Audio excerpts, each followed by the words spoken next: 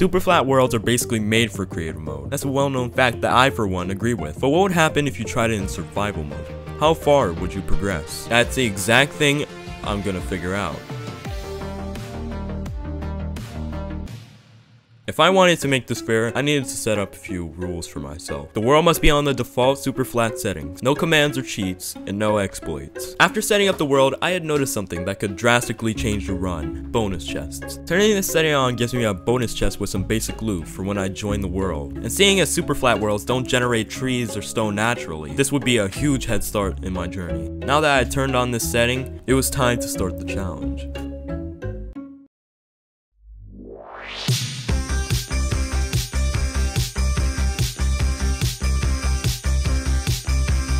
My first goal was to get to the Nether, but since lava doesn't naturally spawn in superflat worlds, I had basically no way to get obsidian. But that's when I remembered that villages come with blacksmith, which have a chance to have obsidian in the chest. They also come with 2 lava sources in the front, increasing my chances of getting to the Nether. Luckily, when I looked in the first blacksmith, it gave me enough diamonds to make a diamond pick, which I would need to get the obsidian. After getting the first 2 pieces of obsidian, I started my hunt for more blacksmiths.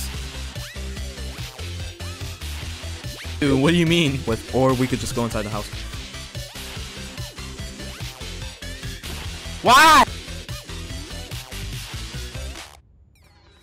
You know, after going through like 12 villages, I found literally nothing. You know, that's fun. After a while, I began to question the legitimacy of this social experiment. I was going into villages getting nothing in return besides the few bits of iron that I could collect. But then, something caught my interest. Wait, it's a stronghold! What? There's actually a stronghold here. What?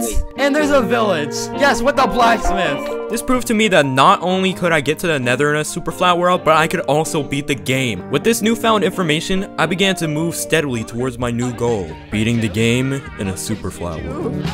I've tasted dying and it's tasted good. I've tasted heartbreak. I've tasted food. I've tasted dying and it's tasted good. But that's dessert. You can have it, but the dinner is gone. But that's dessert. But that's dessert. You can have it, but the dinner is gone. After getting all the blaze rods I needed from the Nether, it was about time I started getting to my final destination, the end. This is when I remembered that I needed ender pearls. Half of the recipe for the eyes of ender I needed to open the portal. I needed at least 12 and I have 0. Nice. Since I want to finish this tonight, I'm going to need to find a fast way to get pearls. I had settled on using villagers to sell me ender pearls, and since there weren't any nearby that sold them, I needed to find some. And after a pretentious amount of time that I will not elaborate on, I had finally found a village with a cleric and, you know, the guy I need to get emeralds, Abe. Fletcher. And after a pretentious, I'm not doing that again, amount of time of trading and running back to the stronghold that I will again not elaborate on, I have found my way back to the stronghold. I had the blaze rods and now the ender pearls. I went through all of the houses in the village to get as many beds as I can to attempt the 1 cycle. I now had everything. I was finally ready to open the end portal. It was time. But before that, it seems like you're wondering what's gonna happen next, so I'm just gonna remind you that I'm in a sub race to 5K with these 2 dum-dums, and I really want to win. So if you want to see me shove it in their face, subscribe. Alright, goodbye now. Back to the video.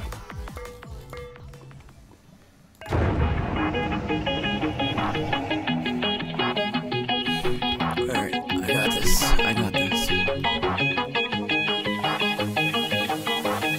Oh my god.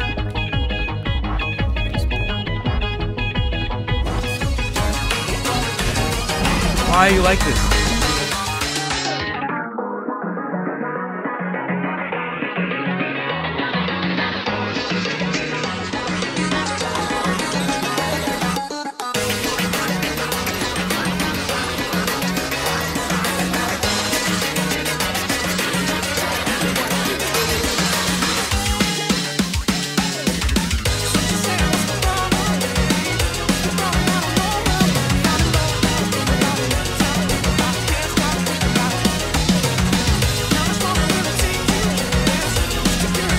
What?